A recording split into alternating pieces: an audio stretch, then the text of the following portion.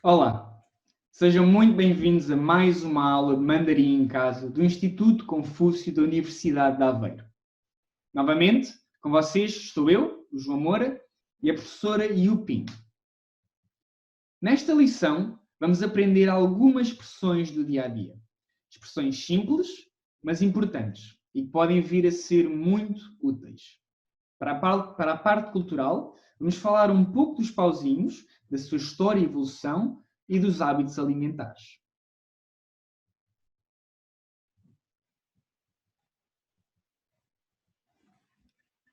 A nossa primeira expressão é olá. Podem ver no vosso ecrã 3 quadrados com caracteres. O do canto superior esquerdo significa tu e lê-se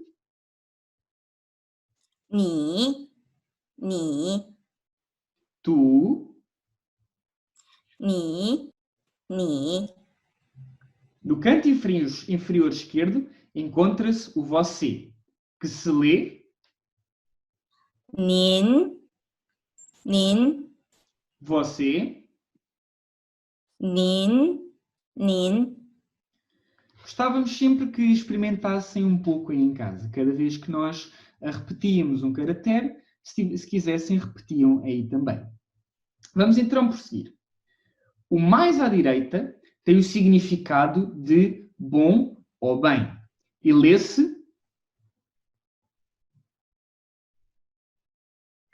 好、好、 bom, bem. 好、好。 Podem reparar que os caracteres de tu e você, apesar de serem bastante semelhantes, têm uma diferença. Na parte inferior do caractere de você está um radical que não está presente em tu. O que é um radical? Pergunto a vocês. Um radical é um componente gráfico de um caractere. Um caractere forma-se através da junção de vários radicais. Vamos analisar o caractere de bom ou bem. Como podem ver, este caractere é composto por 2 partes distintas. Cada uma destas partes constitui, em si, um caractere. A secção da esquerda significa mulher, enquanto que a secção da direita pode ter o significado de filho, criança ou semente. Em suma, qualquer caractere é um aglomerado de radicais. Voltando às expressões do dia-a-dia, para dizer olá corretamente, basta escolher o grau de proximidade que queremos usar, tu ou você, e usá-lo em conjunto com o caractere de bom ou bem. O que resulta em 你好、你好、 olá. 你好、你好。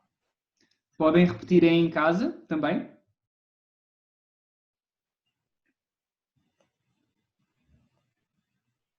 Muito bem. Prosseguindo. Qual é a diferença entre o ni hao e o nin hao? É importante esquecer que o tu, 你、你、 tu, 你、你、 é utilizado quando se quer utilizar um tratamento familiar, enquanto que o você 您、您、 é utilizado quando se quer utilizar um tratamento respeitoso. Sabiam que o radical que está na parte inferior de você significa coração? Entre os muitos significados que o coração pode ter, um deles é o de respeito. Daí estar presente no caractere de você. Vamos agora prosseguir para a palavra professor, que se lê 老师、老师、 professor, professora. 老师、老师。 Podem repetir aí em casa.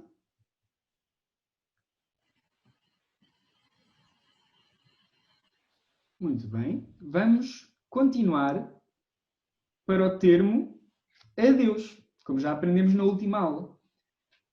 Adeus lê-se 再见，再见， adeus. 再见，再见。 Podem repetir aí?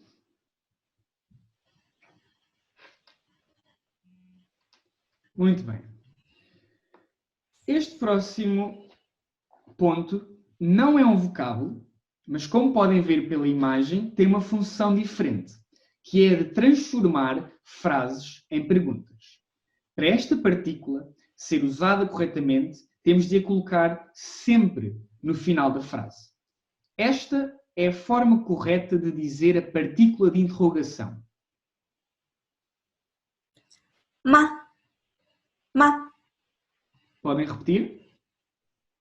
吗？吗？ Vamos analisar o exemplo dado no PPT. Já aprendemos hoje que olá se diz 你好，你好， olá 你好，你好。 e podem ver que os caracteres de olá estão presentes tal e qual como os aprendemos. Mas a frase ganha uma forma interrogativa a partir do momento em que incluímos o ma na frase. Muito resumidamente, podemos dizer que o ma, ou partícula de interrogação, funciona, como o nome diz, como um ponto de interrogação. Agora vamos para o obrigado, obrigada, que se lê 谢谢，谢谢， obrigado, obrigada. 谢谢，谢谢。 Podem repetir aí em casa?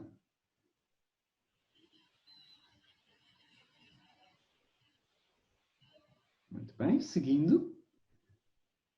Vamos para o de nada ou não precisa de agradecer, que se lê 不用谢，不用谢， de nada. 不用谢，不用谢。 Podem repetir aí em casa?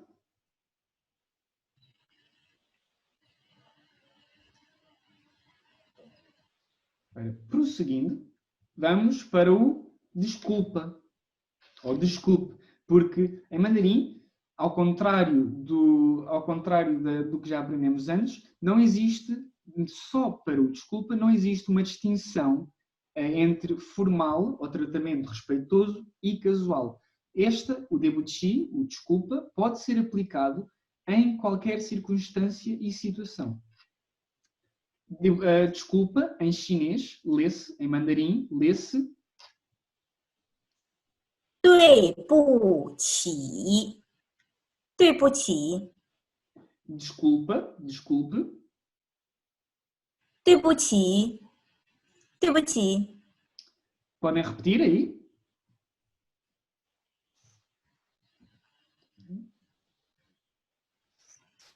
Prosseguindo, vamos para o não faz mal ou não tem importância, que em mandarim se diz 没关系，没关系， não faz mal, não tem importância. 没关系，没关系。 Podem repetir aí em casa?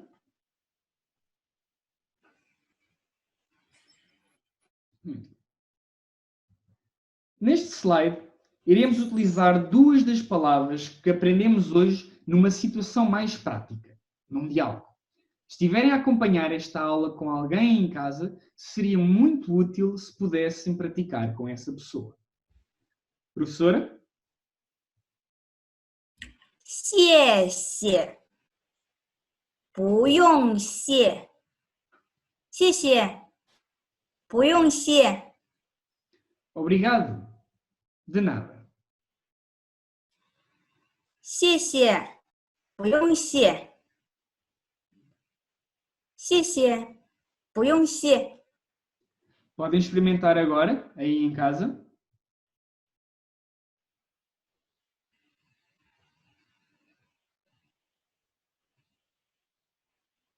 Muito bem.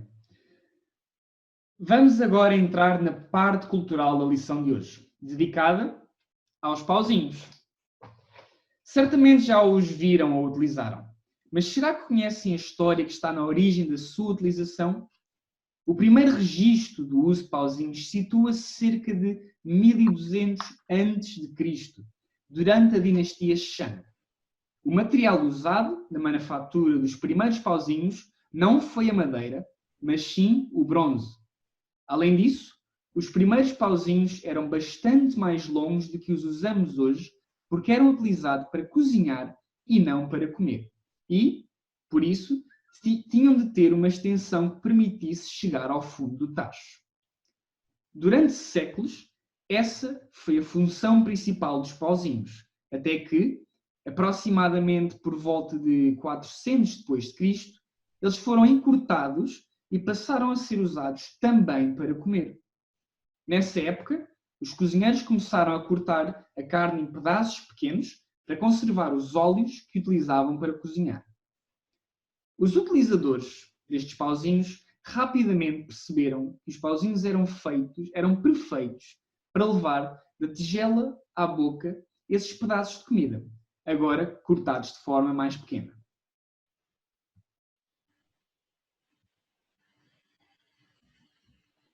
Podemos ver que os pauzinhos não têm todos os mesmos formatos. E também já aprendemos que, inicialmente, eram utilizados unicamente para cozinhar. E por isso, eram mais longos. Hoje, ainda se usam pauzinhos maiores para cozinhar e uns mais curtos para a refeição. Além da China, a Coreia e o Japão, entre outros, também os utilizam, mas com materiais e formatos diferentes.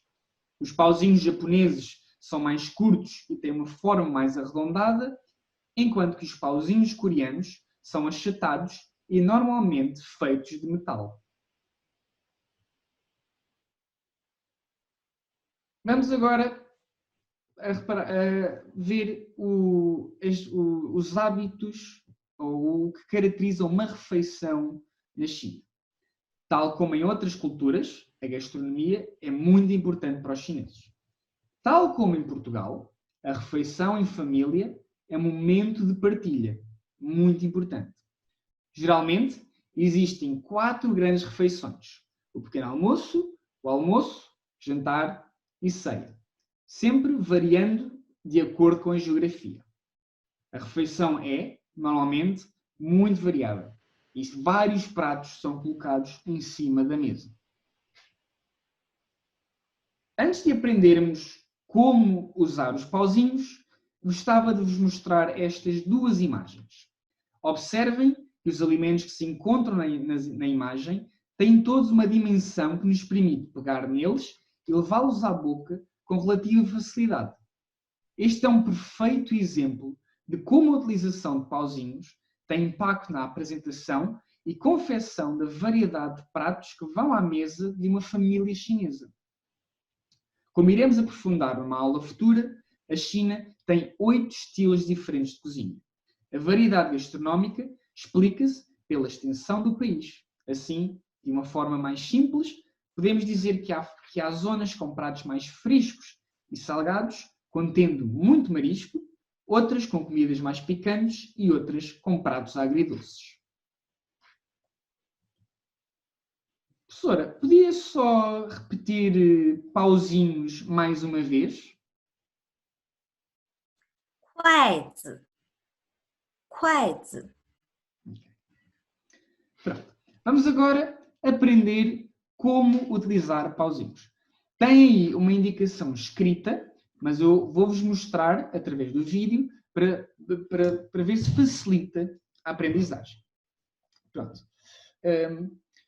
Primeiro, utilizando a vossa mão dominante, conforme a esquerda ou a direita, vão colocar um pauzinho neste espaço, entre o polegar e o indicador. E vão segurá-lo com o dedo anelar e o dedo do meio. Ou seja, para ficar nesta... Fica preso aqui e seguram com o dedo do meio e o dedo anelar. é importante referir que este pauzinho vai ficar sempre fixo, nunca vai mexer.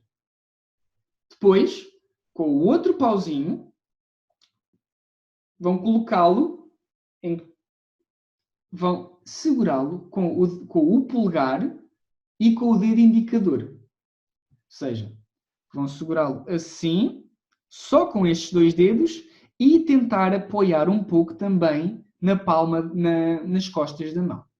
Ou seja, o pauzinho de baixo apoiado entre o polegar e o indicador e a ser segurado pelo dedo do meio e pelo dedo anular.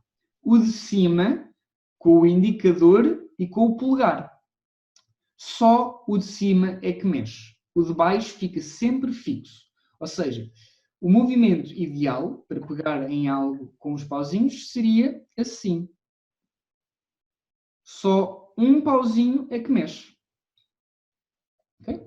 Se tiverem pauzinhos em casa, podem sempre treinar. Se não tiverem, podem usar duas canetas ou algo semelhante, porque, como tudo na vida, o importante é a prática e com a prática chega-se longe. Vamos agora prosseguir, então. Tal como no Ocidente, existem regras de etiqueta à mesa. Vamos agora ver algumas dessas regras. Nunca devemos apontar para os outros os pauzinhos.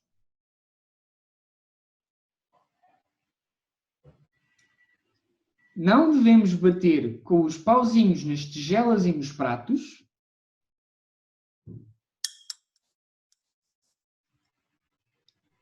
Nunca devemos segurar os pauzinhos com a boca.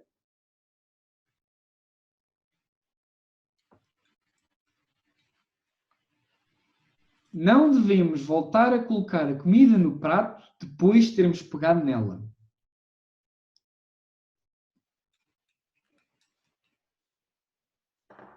Não devemos inserir os pauzinhos verticalmente na tigela de arroz.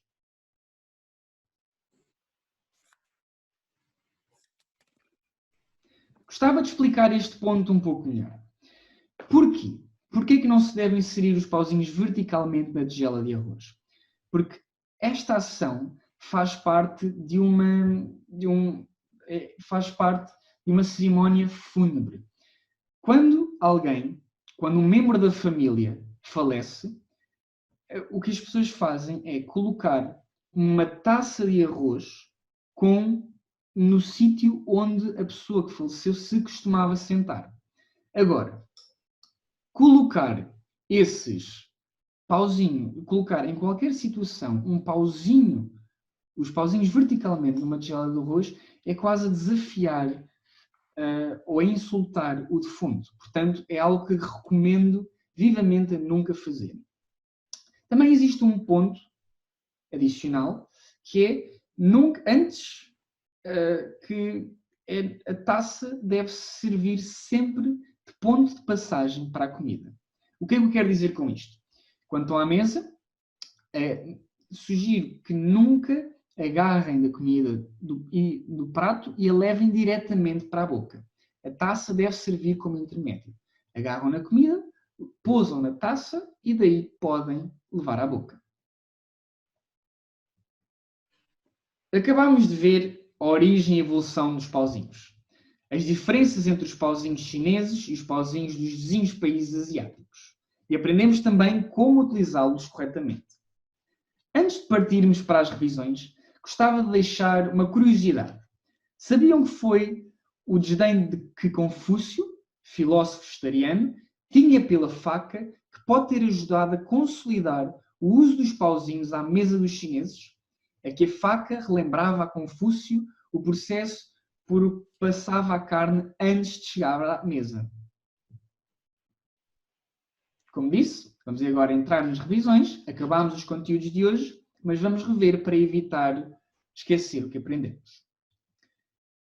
Professora, pode ler novamente os dois vocábulos que estão na imagem? 你好，您好， Obrigado. 你好，您好， O da esquerda é o tratamento familiar, enquanto que a direita é o tratamento respeitoso. Como podem ver.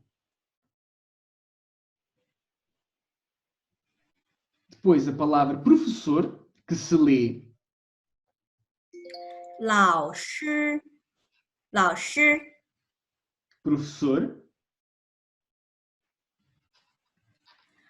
老师，老师， depois temos a palavra adeus.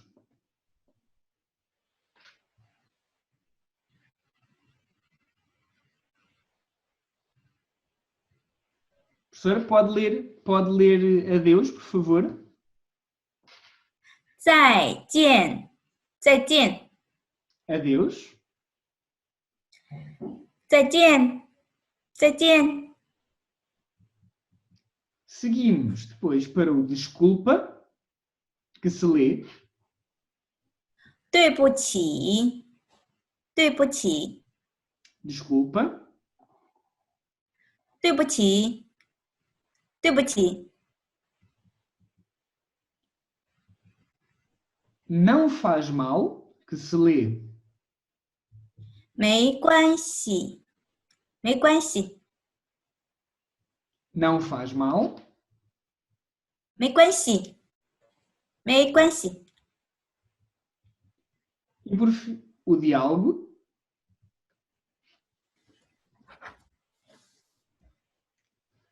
Pode ler o diálogo, por favor, professora?